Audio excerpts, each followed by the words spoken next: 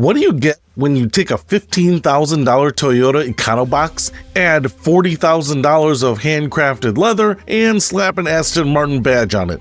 Well, probably the most spectacular failure in luxury car history. Or is it? Meet the Aston Martin Cygnet, the car that was supposed to save Aston Martin but nearly destroyed it instead. Today, just 13 years later, these failures are selling for $50,000 at auction. This is the story of how the world's most controversial city car became the most expensive mistake you'd actually want to own. The Emission Scandal. Our story begins in Brussels 2009. The European Union dropped a bombshell on car manufacturers. By 2012, every brand's fleet average CO2 emissions had to drop dramatically. For Toyota or Volkswagen, this was manageable. They made millions of small, efficient cars to balance out the gas guzzlers. But for Aston Martin, they made exactly one type of car: beautiful, thirsty, and absolutely hopeless at passing emissions tests. With no parent company to help and every car packing at least a V8 engine, Aston faced a choice: meet the regulations or pay crushing fines that could bankrupt the company. Enter Ulrich Bez, Aston CEO, who had a radical idea. Instead of engineering new efficient engines, why not just buy somebody else's? And thus began Aston Martin's journey into what CEO Bez would later describe as building the finest commuter car the world had ever seen: the Tokyo Connection. The donor car was Toyota's IQ, a brilliant piece of packaging that could seat 3 adults in a space shorter than most motorcycles. With a 1.3-liter engine producing just 97 horsepower, it was everything Aston Martin had never made: small, efficient, and affordable. On June 29, 2009, Aston released a single image that broke the automotive internet: a clay model of their smallest car ever. The response was immediate and predictable. Enthusiasts screamed blasphemy. Journalists started sharpening their pens, but Aston doubled down. Here's how it worked. Complete Toyota IQs were built in Takaoka, Japan, then shipped to Aston's Gaydon factory in England. There they'd be stripped of their Toyota badges and rebuilt with Aston Martin DNA, or at least that was the theory. The $40,000 makeover. What happened at Gaydon was extraordinary. Workers spent 150 hours on each Cygnet. That's nearly as much time as building a DB9. The entire interior was ripped out and replaced with hand-stitched leather. Alcantara headliners, walnut veneer, every single panel was repainted in Aston's colors. The quality was genuinely impressive. The same artisans who crafted DB11 interiors now worked on cars shorter than most parking spaces. But the mechanical bits, that remained pure Toyota, right down to the wheezy little 4-cylinder engine. The price tag was jaw-dropping: £30,995. This was more than 3 times the cost of the Toyota IQ it was based on. Aston justified this by calling it a tender, a sort of luxury dinghy to your DB9 yacht. The marketing department must have worked overtime on that one. The sales disaster. Aston expected to sell 4,000 Cygnets per year. The reality was different. In the UK, they sold just 141 cars over 3 years. Globally, fewer than 300 Cygnets ever found homes. That's not a production run, that's barely a rounding error. The problems were obvious. Who was buying a $40,000 Toyota when they could get the real thing for $15,000? And why buy the slowest Aston Martin when you could get a much faster BMW Mini Cooper for less money? By October 2013, the writing was on the wall. In a devastating Reuters exclusive, Aston admitted defeat. The Cygnet was dead. Having sold fewer than 150 units in the UK, the company took an £8.5 million write-off. The automotive press had a field day. The collector's paradox.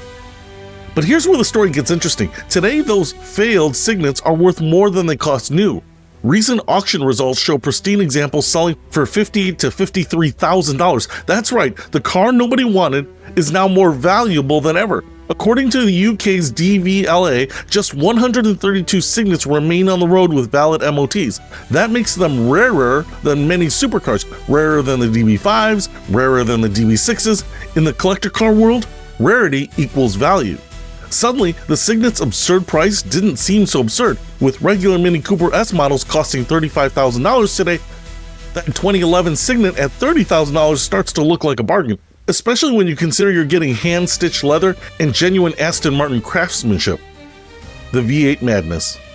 But wait, there's more. In 2018, Aston Martin's Q division built the ultimate Cygnet, a one-off with a 4.7-liter V8 engine from a Vantage S. That's 430 horsepower in a car the size of a shopping cart. This wasn't just dropping in an engine, the entire car had to be rebuilt. Vantage suspension, massive brakes, a roll cage, and flared fenders to accommodate the wider track. The result?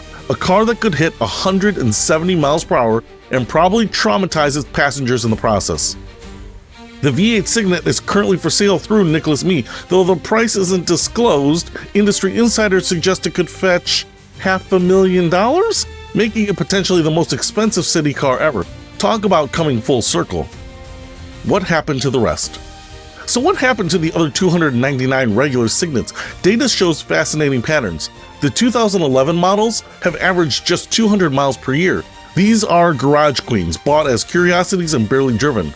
Later models show more normal usage at around 2,600 miles annually. Many were bought by existing Aston owners as novelties. Some went to wealthy urbanites who wanted something easy to park in London or Monaco. A few ended up on super yachts as tenders. The marketing department would definitely be pleased. Interestingly, 55 have vanished from UK records since 2015. Some crashed, some exported, a few possibly scrapped in fits of embarrassment, but this only increases the value of survivors. The current market is fascinating. Average prices range from $26,000 to $60,000 depending on condition, mileage, and spec. The most expensive sold for over $60,000, exceeding its original asking price. The Cygnet isn't alone. History is littered with commercial failures that became collector darlings. The DeLorean, Edsel, AMC Pacers, all were disasters when new, all valuable today. The key ingredient? Rarity mixed with notoriety. Younger collectors especially love the Cygnet's irony. It's automotive hype beast culture. Owning something so absurd it becomes cool, like wearing a $500 ugly designer sneakers, driving a $50,000 Toyota with an Aston Martin badge is a statement. The insider's view. Tim Cottingham from the Aston Martin Heritage Trust owns one. He describes it as an Aston Martin on a whole other level of practicality. He uses it regularly, something he'd never do with his other Astons. Owners consistently praise the build quality, the leather, the Alcantara, even the way it smells. It's genuinely Aston Martin. As one owner put it, it doesn't look awkward at all. Aston really designed a car that captures all the key attributes behind the brand. On the road, it's exactly what you'd expect, a Toyota IQ with nice seats. It's not fast, not thrilling, but oddly charming. The steering is light for city parking, the ride is comfort-tuned for urban pothole dodging. The alternative history. What if the Cygnet had succeeded? The plan was bigger than one model. Internal documents suggested Aston considered a Cygnet range, maybe a shooting brake, a roadster, even a JCW-style performance version. There's also the electric what if. The Toyota IQ had an EV variant in development. An electric Cygnet would have been perfect for emission regulations and London's congestion charging, but no one thought about it until too late. Other brands watched and learned. Mercedes eventually launched the A-Class as a premium hatchback, Audi refined the A1 formula, and even Bentley considered a city car before sanity prevailed.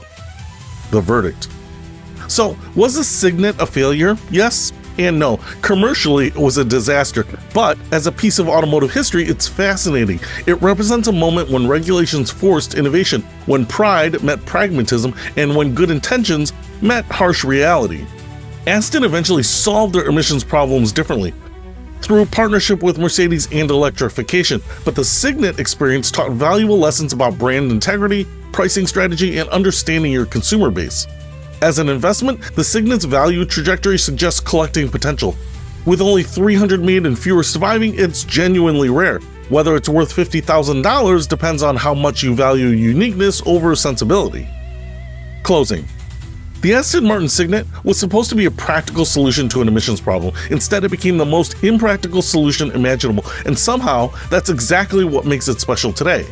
In the end, the Cygnet's failure may be its greatest success. It proved that even when you slap an Aston Martin badge on a Toyota, it doesn't automatically become an Aston Martin. But for 300 brave souls, not from Sparta, it became something else entirely, a piece of automotive absurdity worth preserving.